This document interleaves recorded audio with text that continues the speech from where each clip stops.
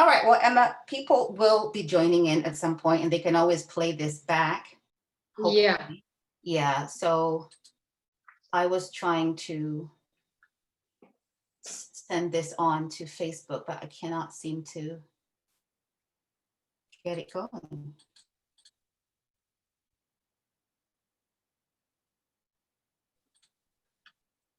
Okay, well, Chi-Chi's here. Thank you so much, Chi-Chi, for joining in. So, Emma, can you just let us know, well, first of all, thank you for coming on to I Stand for Zambia YouTube channel. My name is Mwanza, and like I say, this page is not affiliated with any political party, but it is 100% affiliated with being a Zambian.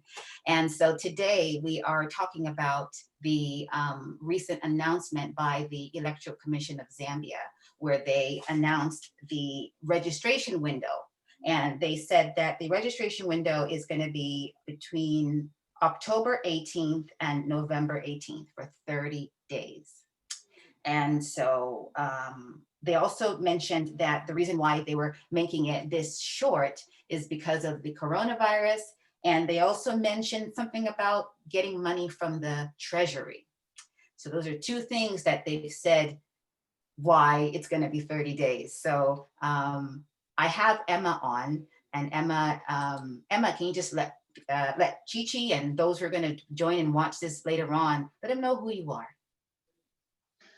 Hi, Mwanza. Thank you for inviting me. So yeah, my name is Emma Narenda. I'm a mom of two.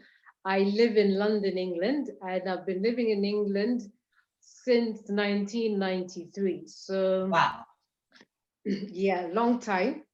So I studied here. I did my first degree in journalism studies, and then I had a postgrad as well in print journalism and media. Wow. Yes. Yeah. So like every Zambian living in the diaspora, I think the last 1 month has just really been a wake-up call. Has really been wake-up call with the revelations of what has been going on with the current government. Yeah. And I mean, just a number of things have happened. I mean, there've been quite a few personalities on social media in Zambia who have come up and began to voice out lots of issues that have been that are going on currently, that have been going on. I think lots of things that we were not aware of, or probably were aware of. I don't know, for some reason we just probably think, okay, that's the way it is, okay, next. But I think the more and more revelation we were getting about the political situation in Zambia, I think the more concerned I was getting to say, like, this can't be right. Right. This can't be, yeah. And I think, for as far as I can remember, Zambia has always been a peaceful nation, a good government, government. I mean, yeah, we've had issues here and there, but not the kind of issues whereby today even the youth are like rising up in thousands to say, no, this is not right. Yeah. So really, I mean, thanks for inviting me again, Mwanza. And I think why I've accepted, it's really to discuss the pitfalls of Zambians being in the diaspora and not being able to vote. And I think this was just really it was a blade in the back, really. I really felt like disappointed, almost felt out, like, I mean, felt left out by the Zambian governance, by the Zambian government for not including Zambians in the diaspora, because it is our constitutional right to be able to vote. We shouldn't be left out just because we live abroad. And it isn't. It shouldn't be a situation whereby, okay, because they've gone abroad, so they should not be concerned with governance or constitution or whatever's going on in Zambia. We are still very much a part of what is going on, even though we live abroad. And these are things that affect us. It affects our families. Right. And yeah, so we do want to be a part of it. Yeah. What is so everyone's talking about going to vote, but what is it that makes 2021's election different from any other election? Why is it so unique and so vital that we go now? I'll be honest with you, when I was last in Zambia 2017. Yeah. And 2 years prior to that, that was 2015, I was able to get a voter's card. I mean, I'll be very honest with you, I've never voted the whole of my entire life. So, and even when I got my voter's card, it's like, okay, this is a good opportunity, like for me to actually vote, to be a part of a system that I belong to, a part. Right. I mean, this is my country, my motherland. I would, this is where I'm from, and it also gives. I think it gives when you vote. This is my perspective. When you vote, right, you're part of a solution or you're part of a problem when you vote, because you have your say. So I believe that, okay, if there's issues that we're concerned about and we're not happy about, going on social media and typing away is not going to solve those problems. Okay. If we want to be part of the solution, we can be part of the solution by voting, and by voting for the right government and for the right political party, and for the political party who bring in the right constitution that is going to be favorable for each and every citizen in Zambia. So that's where. So now, okay, now going back to your question, to say, okay, why is 2021 so important? Right. To us. Okay, right now, I mean, we heard about it about a month ago about how the Chinese foreign investors have come into Zambia and have taken over a lot of businesses. Mm-hmm. And they seem to have more rights. They seem to be more favorable with the current political party and government. They seem to have more rights. They seem to have more access to more things than the indigenous Zambian has. So, which is quite worrying. So, as much as most of us live abroad, but we still have our affiliations, we still have our connections back home in Zambia. We've got properties, we've got family back home, and we go back and forth. And we also want our nation to be, we want it to have an atmosphere that is favorable for each and every Zambian, really. It's not just for the elite in Zambia, not just for the ones who are the cadres, who are pally with the right. With the government at the moment. I mean, every Zambian should have access to what is rightfully theirs. So really now, I mean, with what is going on with in Zambia, okay, I mentioned like with the Chinese foreign investors.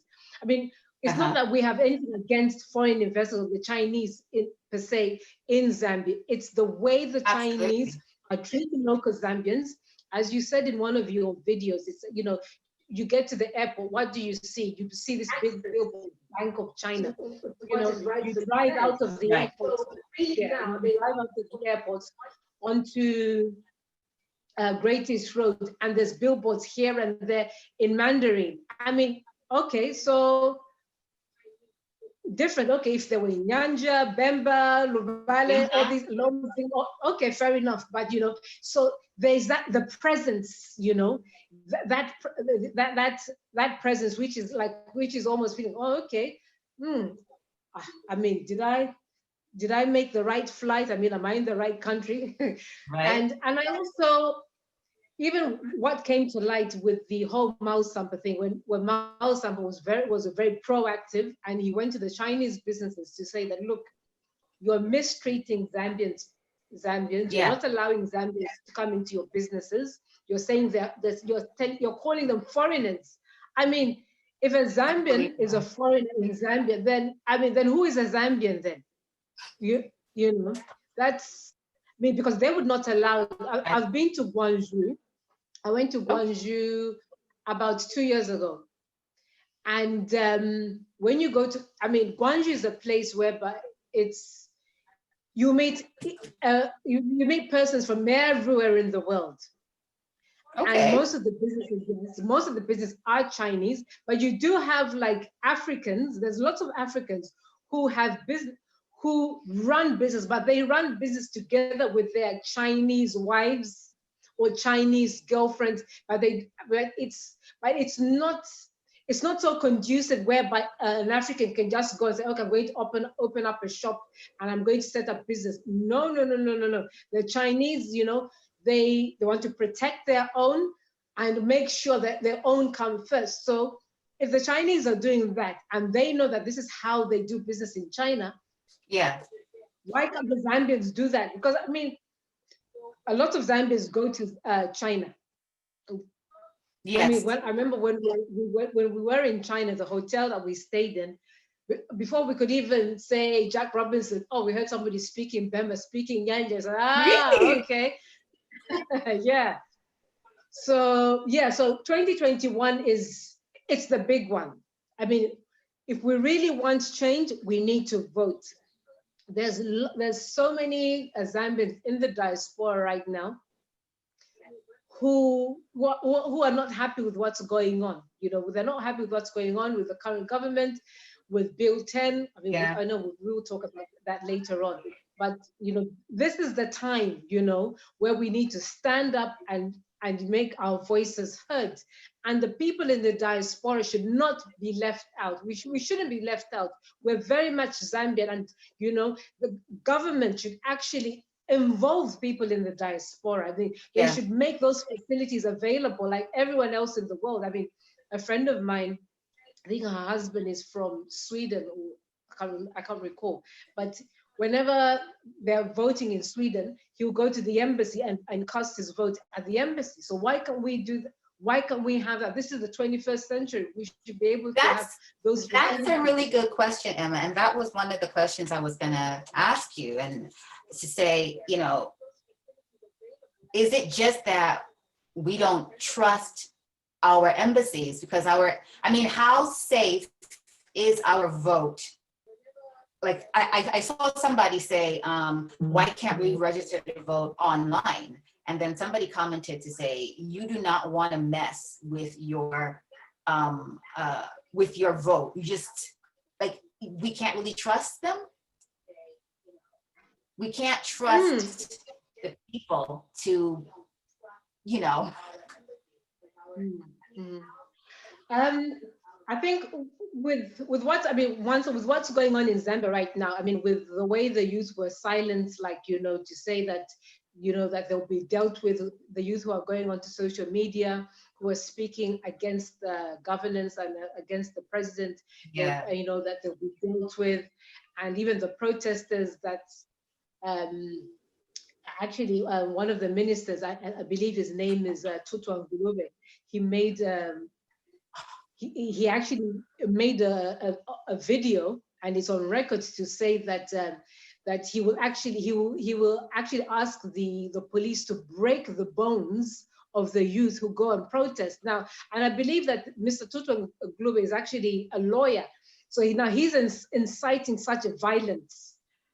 Absolutely crazy. You know, so now Zambians are in the diaspora thinking, okay, so these are the people who are in government, these are the people who are in power, who are speaking like that. So now now they've seen that the diaspora, the Zambians in the diaspora are also are not too happy with the government, and we're speaking against what they're doing. So now people are thinking, okay, so now most of correct me if I'm wrong, most of the people who work in the embassies are appointed by the president, the PF government, you know, because they have an allegiance to the PF party or to the government. So, will there be a fair way of handling the votes at the embassy. But I think I strongly believe if they had put things in place where it's like, I mean, it's just bulletproof, it's rainproof, whereby, you know, there's just a facility whereby, you know, during election time, you go to the embassy, you cast your vote electronically, and they can't even tamper with it. I mean, because these, I mean, I was actually looking up, there's companies who actually go around the world in different countries, and they actually implement these sort of electronic voting systems. So I can't see why Zambia can't facilitate that. Is it because our administration will tamper with? Do you know what? In the 2016 election, I remember just when they were counting the votes, and this came out as they were counting. I remember one party said 300 at the polling station. They had announced 300 votes, but then when it got to the Electoral Commission of Zambia, they had like 10, and then the people were complaining like, I had 300. Why did you read that I had 10? And I think one of the excuses they gave was that there was a typo on the spreadsheet. I mean, from 300 to 10, a typo. That's a big typo. You know. I also wanted to ask you. You know, they have reduced the amount of time to register from 30 days to 60 days. And they're saying that the reason why they've lessened the time is because of COVID-19. What do you think about that? I mean, because of COVID-19 is more reason why they should have extended that time. Because of COVID-19, the whole world went into lockdown, was shut down. So financially, business-wise, people are not able to make an income. I mean, people's incomes were actually being depleted, and nothing was being reimbursed. So that the whole reason of the COVID-19, you'd actually think, you said, okay, because of COVID-19, we're going to allow a longer window for people to actually come and to register. So it just baffles me. It just baffles me that in 30 days, that how many people are in Zambia right now? Okay, for argument's sake, if there's 9 million people who are eligible to vote in Zambia right now. So they're able to have 30, so in those 30 days, 9 million people are going to be able to either get a new voter's card or to have a new one reissued. So is that what they're telling us? I mean, it's quite disappointing. It's really, really disappointing. But at the end of the day, I mean, if our liberties are going to cost us money, and if it means that we have to travel within that window, then I guess that is our only option. Because if we sit on our hands and say, okay, then that's it, we can't do anything else, then then I mean we just lose the argument. But I mean, if that's the case really once, I mean people have to travel. If really that's the case, people have to travel, and if they can give a priority to the people in the diaspora, that they don't have to queue up for long hours to register, that would be good. I mean, if that's going to happen, but unless something else, I don't know. I'm just praying that I mean, I'm a praying person. I'm a person of faith, and my prayer really is that that God can turn things around. Because I mean, if you look at even where we are today, in the last 3 months, so much has happened in the last 3 months within the global pandemic, with the nations being shut down, with the death of George Floyd, the rise of the protests, the the impact of the Black Lives Matter. Yeah. And with Miles Sampa actually bringing to light about the injustice of the Chinese investments, and now we're getting to hear about the gold mines. I mean, with everything that is coming up, I mean, God is bringing all these things to the surface. Yeah. And we the people, because God uses people at the end of the day, and God can turn things around. And I really believe that God can turn things around. God can even turn the heart of President Lungu. You know, can soften the heart of President Lungu, can soften the hearts of Mr. of Bowman. Sorry, what's his surname? Nisambo, Mr. Bowman Nisambo, and all these of Tutu Anguluba, all these ministers. God can soften their hearts. God can turn things around, you know, because God has the power and He is sovereign. And sorry, I'm going to waffle on a bit. Zambia is declared as a Christian nation. Right.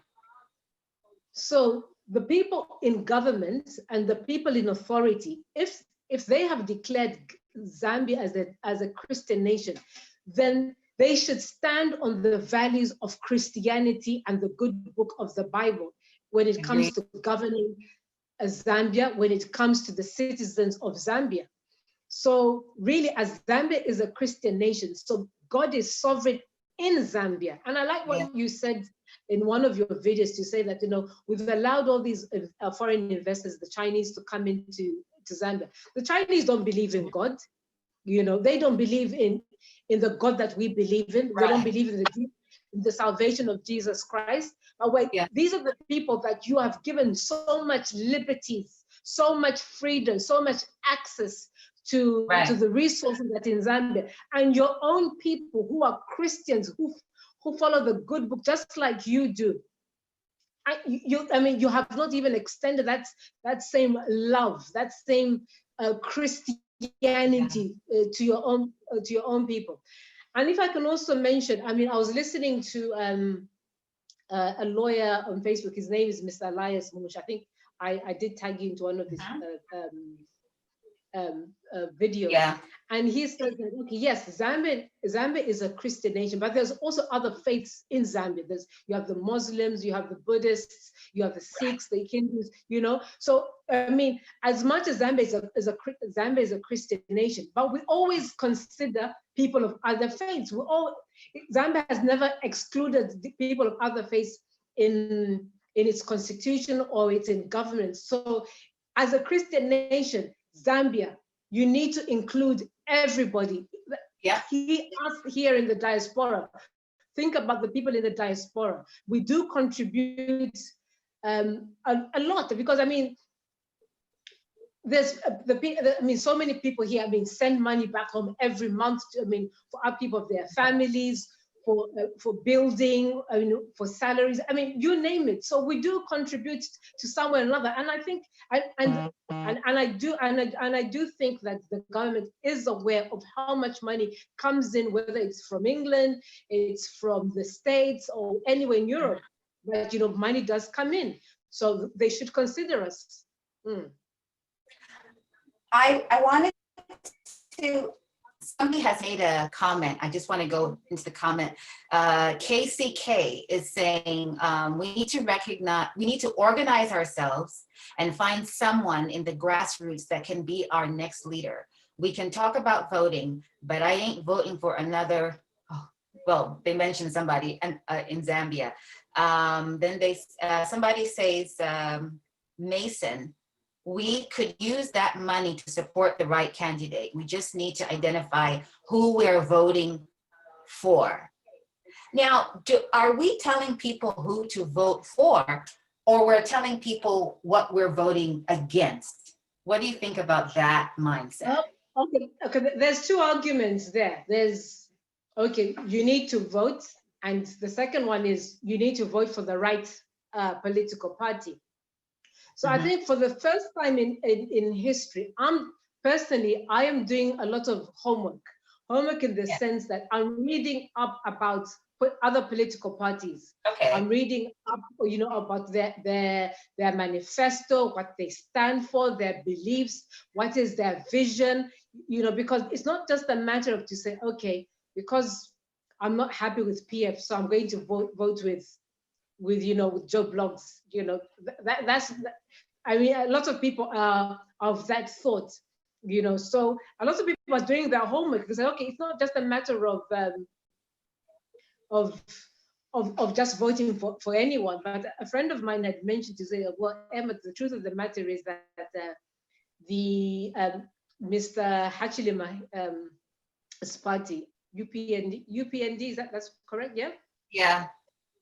I mean, that's the biggest opposition party, and so it would be wise to actually to vote for them. I said, okay, yes, probably you are correct. So, but then a lot of people will just be voting for them without actually studying their manifesto, studying what they stand for, what is their vision, and so on and so forth. So a lot of us really, this is the time we really, really need to do our homework. We need to read up about a lot of these political parties that are coming up. I mean, the unfortunate part, I'll say it's unfortunate, we've got a 10-month window.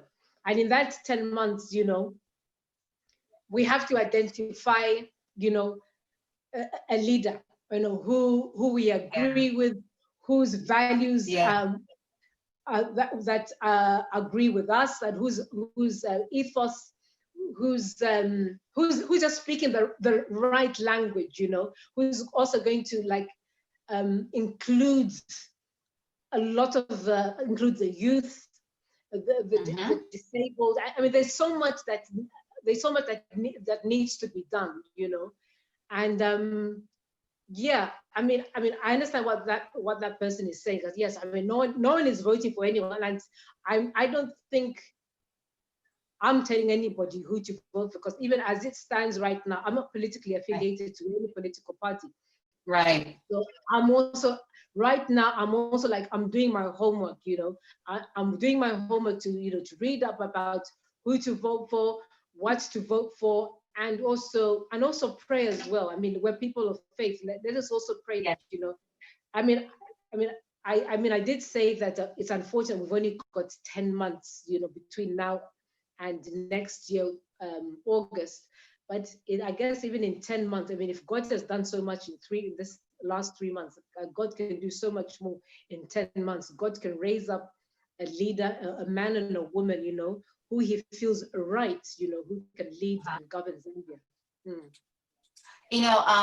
Somebody made a comment here saying that they're not going to vote for another Trump. So I didn't mention Trump. I decided to leave it out, but then they've come back to say, feel free to say Trump. Now, I'll say Trump. I'll tell you one thing. The one thing that makes Trump different from Edgar Lungu is that he is adamantly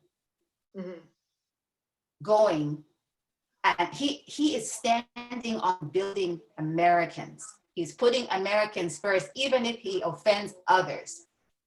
Our president is doing the exact opposite. So I want a president with a work ethic like Trump.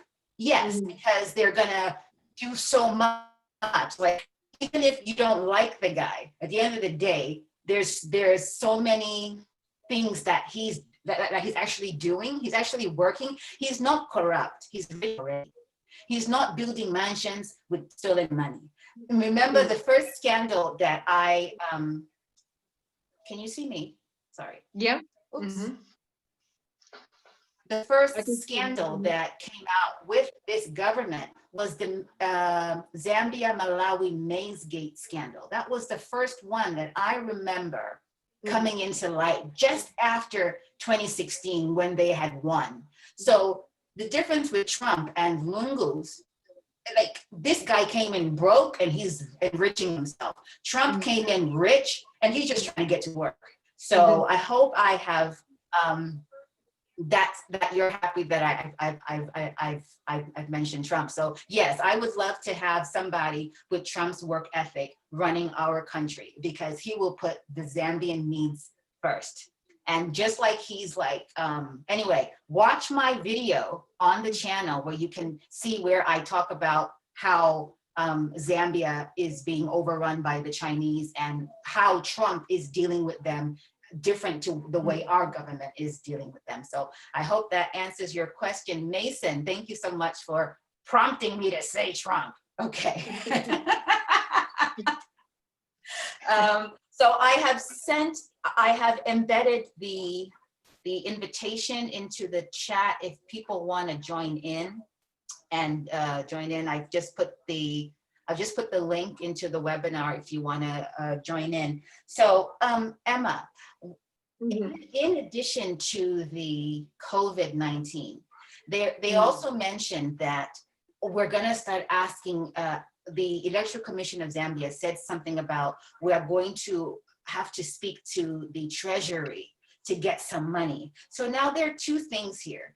You're mentioning COVID and you're mentioning finances, and then you've cut it to 30 days. I'm thinking, they've now shortened the window, and then they're saying we need to ask for money. Are they saying they need to ask for money, and then they're going to come back and say, there's not enough money, so we're going to have to cut the registration short? Do you think that could happen? Yeah, I mean, it's quite, I mean, it's possible, it could happen. I mean, the thought that has just come into mind right now is that I just feel that if the people in the diaspora, we can also put pressure on the ECs that to say that, no, 30 days is not enough. You know, I mean, if money is an issue and COVID-19 is an issue, we can also put pressure on them to say 30 days is not enough. You need to extend that till 31st of January 2021. You know, I really feel that we should be able to put some pressure on the ECs that, I mean, if it's funds that they need. So what do they need funds for? I mean, because I was actually reading, let me just go into that, where they say that they've actually brought in a company from, they're going to use a company in Dubai to so they, you know, I'm thinking, oh my God, I mean, so if you've got that kind of money to pay a company in Dubai, all that money to print materials, I mean, so what other money do they need? I mean, there's enough money, there's a lot of gold. I mean, with all the gold, I mean, just one sack of gold, I mean, could do quite a lot. A lot. Isaka Awunga. Isaka, I mean, yeah, like Isaka Awunga is 25 kg. Yeah. So we know that gold is much heavier. So how much would a sack of gold weigh actually? So we're talking about 80 kg, 90 kg. So I think we have the resources and we have the money to actually to cover all those costs. You know what baffles me, Mansa, you know, like in Zambia, I mean, after KK, there's always the issue to say, we need money for this. We need money for that. Okay, the police needs new bicycles. And then, you know, then they're given, given $2 million to buy bicycles. And then they go and buy bicycles for $50 each. And then they come and say, oh, each bicycle was $700. I'm thinking, you know, it's like, why is it that everybody wants to have a cut? Why can't we just do work? Why can't we just work? I mean, those bicycles are ridiculous. They're not even like mountain. I mean, I know a good bicycle, right, is about like 2,000 pounds or whatever. A good bicycle, like a mountain bike bicycle that can do so much. Like that, the bicycles that they showed us, come on, what does it have? It has like 2 wheels, brakes, and a backseat carrier and a bell. Come on. We're in 2021. I mean, that sort of daylight robbery shouldn't be happening. And where you can even openly go and say, oh, we bought each bicycle cost 700 kwacha. Please. you're not, like Chela Katwishi said that, Zambia is not a secondary school being run by some headmaster and prefects, This, we're a nation, a sovereign nation, a Republican nation. Sake. For goodness sake, when did we get our independence? In 1964. Right. So, that's why, a lot of people are angry right now. They're really, really angry because, it's like a joke, really. It's really like a joke, the stuff that we're reading about. You couldn't make it up. You just couldn't make it up. It's just so blatant. And we have somebody here asking, let me see, hold on, I'm just gonna read what they've said. Says, so you're telling us not to vote for Lungu. Oh, it's a, sorry. So you're telling us not to vote for Lungu? Okay, at least we know where you stand. We have to feel free to state. Yes, she actually said that looking at our options, the only option is, the other largest political party, and that is UPND. So we are definitely, the one thing that we are telling you is do not vote for continued racism, do not vote for continued poverty, do not vote for continued theft, do not vote for continued corruption, do not vote for these things. I have another do not vote for Bill 10. Not vote for Bill 10. I have another comment here from Mohambi. He's saying the people of Zambia need to elect candidates in 2021 who put the needs of Zambians first before the needs of the Chinese government. So that is what Emma is saying. That's what we're saying.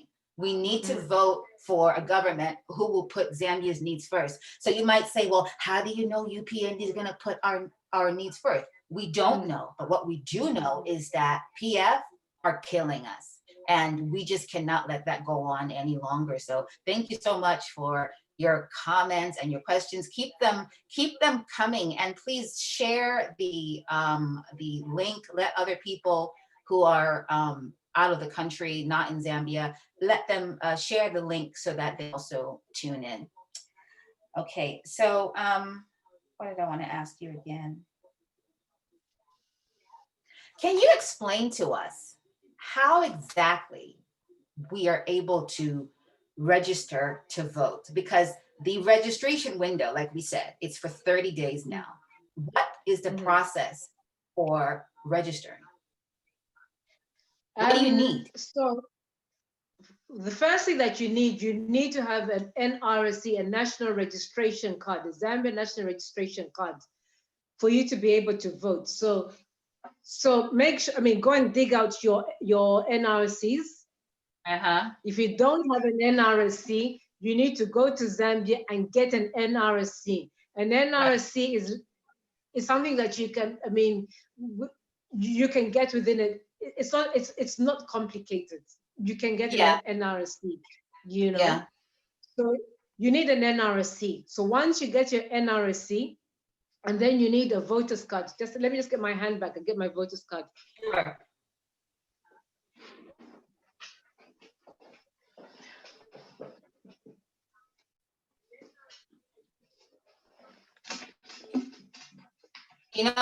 For those watching, I was trying to put this stream on Facebook, but I'm not able to do it. So I don't know how to. I've managed to get it live streaming onto YouTube, but for some reason I can't get it live streaming onto Facebook, even though we did advertise that we were going to be streaming live on Facebook via the platform. I just don't know how to share the link. So I'm relying on you guys who are watching to please share. Okay. You can continue, Emma. Go ahead. Yeah. Okay. So you need your a national registration card. So when I was last in Zambia, so with my registration card, so there were, so now there was these, I won't call it like a vote, a polling, I can't remember the name of the station or the places. So every constituent.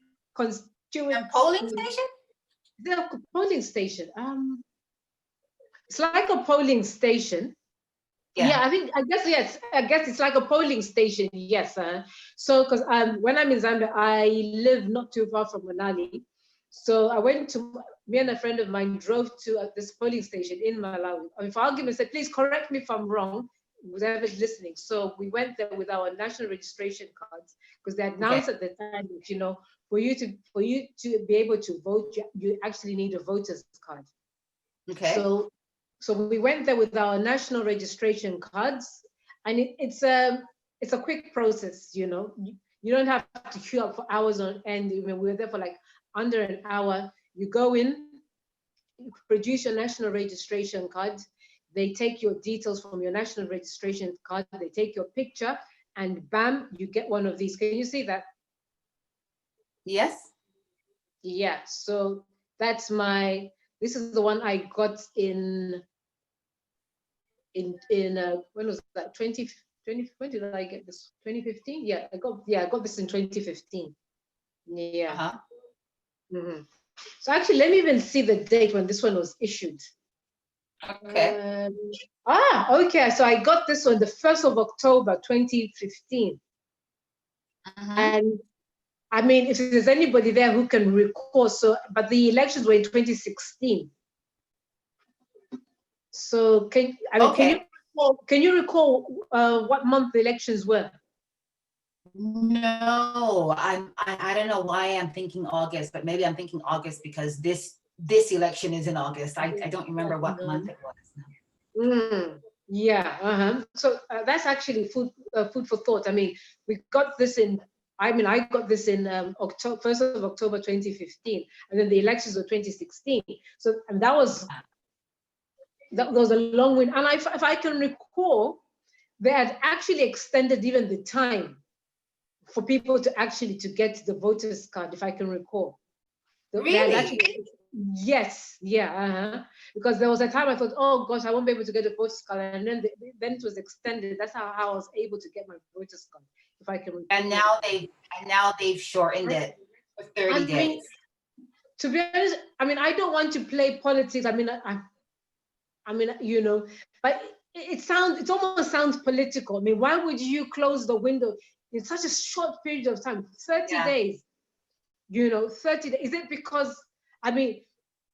Is it because now the people in the diaspora, people over the world were saying, okay, I'm coming home to vote, and think, okay, let's see if they'll be able to vote. If we tell them, okay, we open it in October and by November it's closed.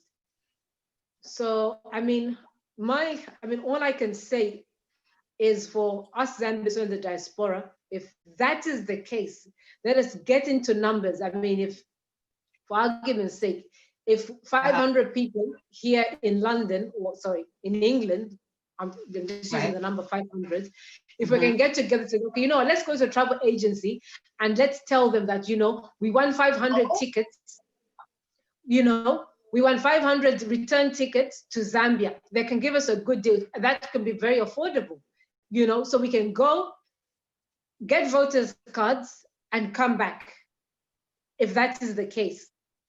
That's amazing. I mean, this is just something I'm throwing out there, really.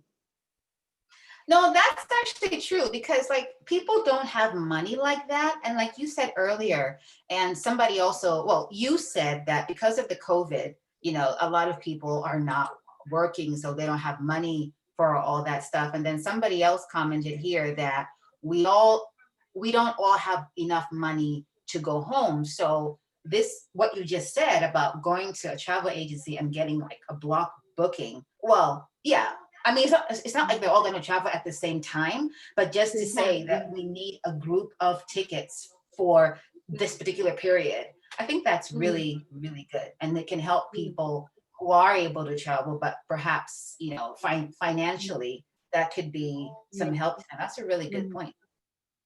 Because the thing is that with getting an NRC and getting a voter's card, no one can do it on your behalf. That's the truth of the matter.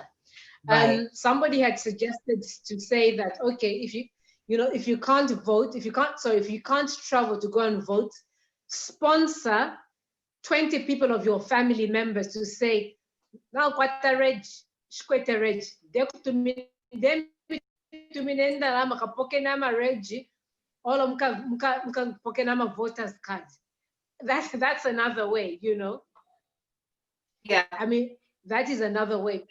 But in the same breath as well, so I mean, so now who are you telling those people to vote for? Okay, that's another argument. But at least then, you know, so if you can't go, Mansa can't go, but you've got 10, you can sponsor 10 of your family members of your household in Zambia, the housemaid, the garden boy, the driver, who, you know, Chileshe, whoever, you know. that is also good. But the truth of the matter is that if you personally want to cast the vote, you have to physically be there, you know, unless something happens between now and October, where government is going to implement a facility whereby we can vote electronically, and it's going to be bulletproof, rainproof. Fair enough. Yeah. But the way things are looking, we physically have to be there. You know, I mean, as soon as the airports open up and, you know, the world opens up, you know, we physically have to be there. You know, this is not a sort of conversation we can have once. The reason why we're having it now is because it was just announced that the window has been open. So we thought, let's come on and talk about we wanted to tell you how, if you're living abroad and you want to vote, we wanted to have that discussion and let you know what your options are. So we're definitely gonna come back maybe in like 2 months or 3 months to have this same conversation, because trust me, this is PF. Something is going to happen between now and in the next couple of months. So I'm sure Emma would agree to come back again to have this discussion, just to remind people over and over again, like just what you just said. Like, if you personally cannot go, sponsor your family to go. And that was actually going to be my last question to you. I was going to say to you, like, Emma, you know, we know that there are people who, you know, I'm a paper, they can't travel, you know, they're still trying to sort out their own stays in various foreign countries. So they might be listening to this conversation and just feeling hopeless. Like, you know, I can't even go because I don't even have but then you've just said something that can encourage them, because that one vote now becomes 12. Like you said, you sponsor the garden boy, sponsor the whatever, people who wouldn't normally vote, you know, because I know, like in Zambia, just like, even if you talk, nothing ever changes. But what you just said is something that somebody who absolutely has no way of traveling, even if they wanted to, them hope, because we've come on today to give hope to people who are living outside of Zambia, who can go, but those who cannot go. So you definitely do have options. Exactly. And I also, and you know, like I was listening to one of the forums on social media, and I think there's a girl living in the States, and she was saying that you know, that it is only when you live outside Zambia that you really become patriotic. You know, when you're in Zambia, you're not so patriotic, but when you live outside Zambia, you become very, very patriotic. You know, I remember when I went to university in Southwest England, and people say, "Oh, where's that accent from?" And I'm thinking, "Oh, I've got an accent. I thought I had a British accent." And I said, "Oh, I'm actually Zambia." "Oh, wow, Zambia. Okay. Oh, in Southwest England, I mean, there's lots of there's like coal mines there. So there were like people who had actually lived in Zambia, worked in the copper belt, and they said, oh, I know Zambia, I've been to Zambia. So, you know, you become very patriotic about your nation, about who you are. This is our identity, you know. We can't run away from who we are, you know. Right now we're living, you know, wherever you go in the world, you have people from different nations, you know. Like in the Nigerians here, the Nigerians that I've met here in England, they're extremely patriotic with no apologies, you know, when it comes to their food, you know, their tradition, their culture, the way they dress, you know, with no apologies, you know. They make no apologies. This is who I am Nigerian. We are Zambians. Let's be patriotic, you know, with no apologies. You know, let's stand for what we believe in, you know. It's time. I've got two boys. My oldest son is 30. My youngest son is 17. You know, one day they would want to go to Zambia, whether it's to live or whatever it is. But, you know, as a parent, you know, I should make it possible that, you know, that the nation that they want to go and live in, that it's going to be conducive for them to live, for them to go and settle. As parents, this is something that we should do. We know we should leave a legacy for our children. Every Zambian, you know, we should pass on the baton. You know, I was speaking to a friend of mine, and even, you know, what you were saying about, about we should go and identify a leader, you know, who's going to stand for election and so on and so forth. Right now, there's so many brilliant young minds in Zambia. But why is it that, you know, the older generation, you know, our fathers and our grandfathers, why can't they identify those young men and women, begin to mentor them, you know, begin to speak into them, you know? We need kingmakers, and the kingmakers are the older generation. That's the truth of the matter, you know? If we look at even in the Bible, the prophet Samuel, you know, he was a kingmaker. He identified Saul, he identified David, you know, as kings. You know, these are the people that we need. We need the church also. You know, right now, you know, it is only the Catholic Church that have actually stood up and, you know, voiced up and to say, like, you know, we are against Bill 10. You know, they wrote a document and which they just said, no, we're against it. You know, Bill 10 should be withdrawn. It's not favorable for Zambians, you know. So what is the rest of the church doing? You know, what is the rest of the elders? You know, they're saying, oh, the youth have just run amok, you know, they're going on social media and they're talking, but, you know, as our fathers, our grandfathers, they're still alive, you know. Raise up, you know, the younger generation, begin to speak to them, begin to mentor them, you know. We you know, begin to groom them. You know, like one thing I just really love about Obama is like when he first spoke, and then there was a Senate, I stand corrected, who heard him speak and just said, wow, there is potential in this guy. Wow. You know, so then people began to groom him. They began to mentor him. They began to speak to him because they saw the potential that Obama had. And this is what we need to do as well. We need to now start identifying the younger generation, the people who have so much potential. We need to start grooming them, speaking into them, start sponsoring them.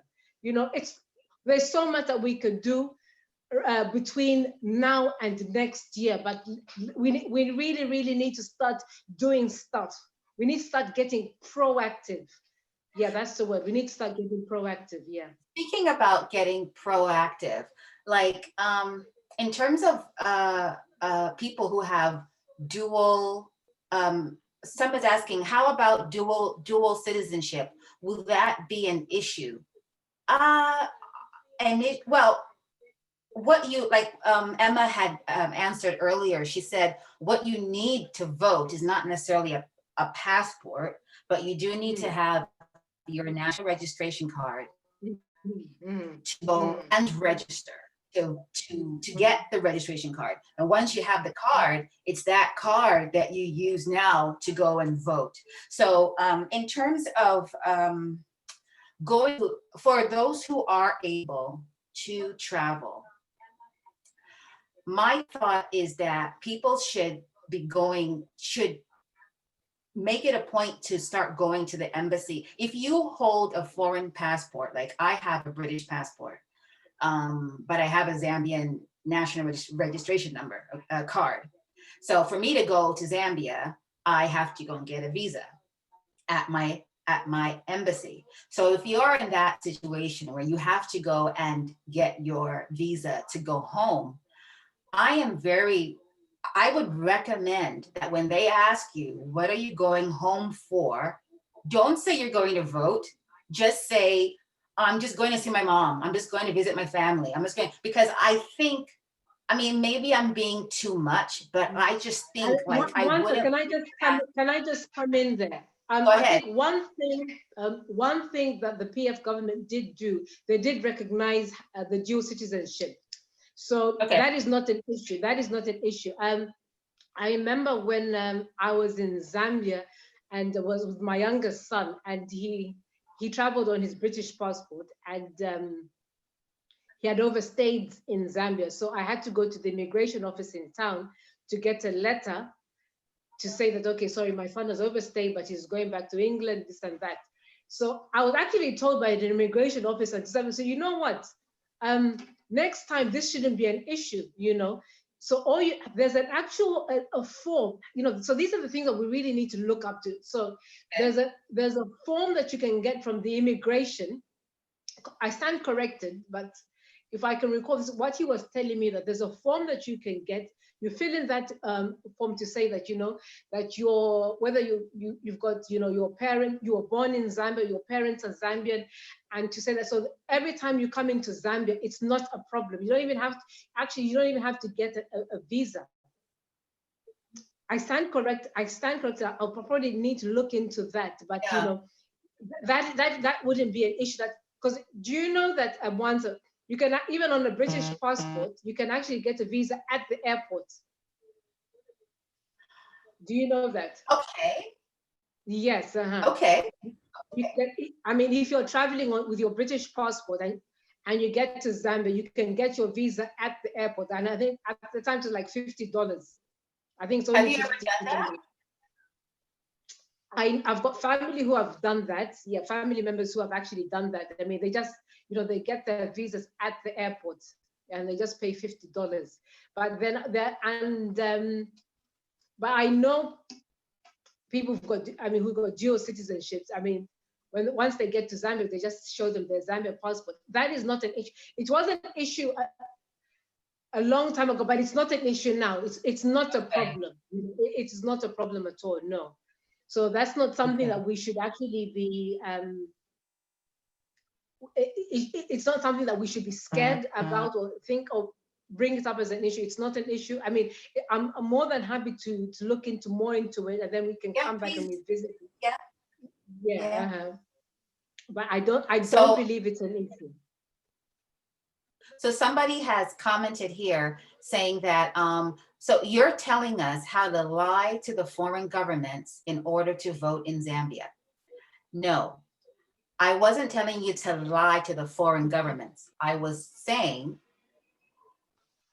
I'm thinking that the PF government, you know, these embassies are politically, like we said earlier, you know, everyone there, most of the people in high office or even people in low office, you know, it's a political environment. So I'm just concerned that there might be some, you know, some message from the top to say restrict visas, you know, deliberately delay or do something like for people who are saying that they're coming to vote, maybe, you know, check them out on Facebook or check them out on YouTube and look at their profile and see what, so that's why I was saying. Yeah, you know, once, I mean, that, even in you saying that is just so sad. I mean, that takes us back 30 years. That takes us back 30 years to a one-party rule, you know. where you'd always look over your shoulder. You can't say anything against government. You can't say, you can't say anything against President, the former President Kaunda. We have moved a long way from 1990, 1991. Where we're a democratic nation.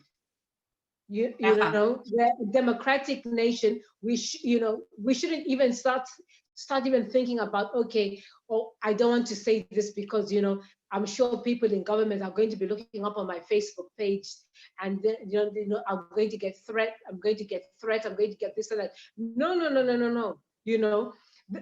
See, one thing I really like about these youths that are coming. There's a guy that I've just started to follow. His name is Nawa. I can't remember his surname. A young guy. Oh my gosh! Yeah. I follow him too. He's so. What's his name? I can't remember, but yeah, he's really down to earth. Yes, and then there's another girl as well, a young girl. Her name is Mumbi, and I think they were at when they were invited to go to Intercontinental last year to discuss Bill 10. I mean, she spoke so intelligently, so you can tell that these people know their rights.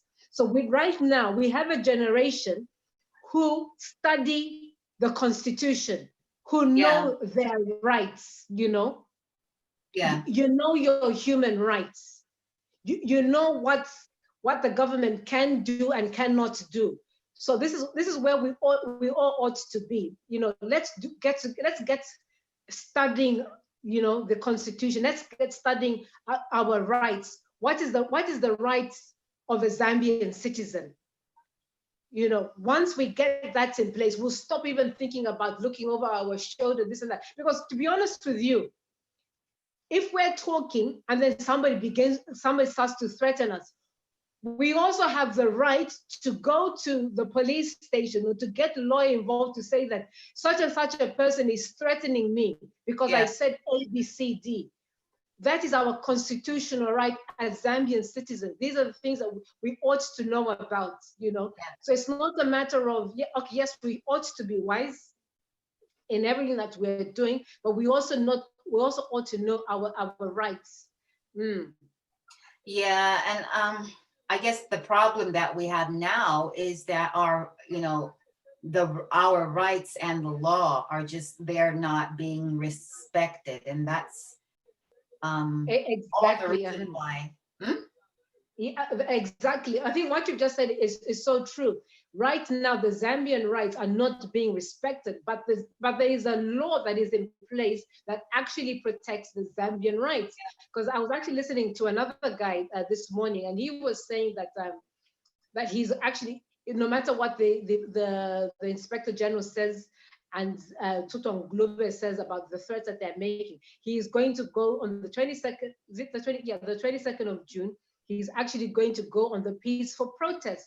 So the guy was interviewing, goes, but the police said that. You said, no. He says, the law. So he was now quoting what the law says, that every Zambian has the rights to protest peacefully, So what they did, they went to the police station, they notified the police station that we're going to have a peaceful protest. So this is all that they ought to do. So what the police are supposed to do is now protect those people who are going to exactly. Yes, to protect the people who are going on the peaceful protest. So they know the law. So right now, as it stands, the law, and you know how the law is supposed to protect us. But now, if the police who are supposed to protect us are now saying that, no, we're going to actually deal with you. So that is also not right. They're also going against the Constitution. The thing is, I don't know, so this is where, we know the law, so we need to also speak the law back to the people in authority. No, but the law says this. So, I mean, really, yeah, sorry, go ahead, sorry. I'm just mindful of the time. It's been over an hour, and that's why we're going to come back again, because there's so much to say. I'm so grateful to you, Emma, for coming on and for sharing. So what I can say, the advice that you've given for people who are living outside of Zambia, how you can vote by living in the diaspora. This is how you can vote. You can vote by going to Zambia to vote. You can vote, and if you cannot go, then you can encourage your family members and friends to vote. You can sponsor them. Yeah. I think we really need to get rid of the voters' apathy. We cannot afford to have voters' apathy right now, you know, because every vote counts. Right now, as it stands, every vote counts. Every vote counts. And I think that with this broadcast that we've had right now, I'm sure people are going to be watching it from, you know, people have watched it today. They're going to watch it tomorrow. When we come back again, like we're going to keep on driving this message that you have to vote. If you live outside Zambia, you have to vote. You're either going to vote by going yourself, or you're going to make sure the people in your household go, your friends, your family, the garden boy, the driver, the whatever. So I think that's so I feel that we have given hope to those, we have given guidance and hope to those who can go and those who cannot go. At the end of the day, your vote will be cast. Exactly. That's true. Well, thank you so much, Emma. Thank you for having me. You're absolutely welcome. I have somebody here saying that every vote counts, and that is absolutely true. So we're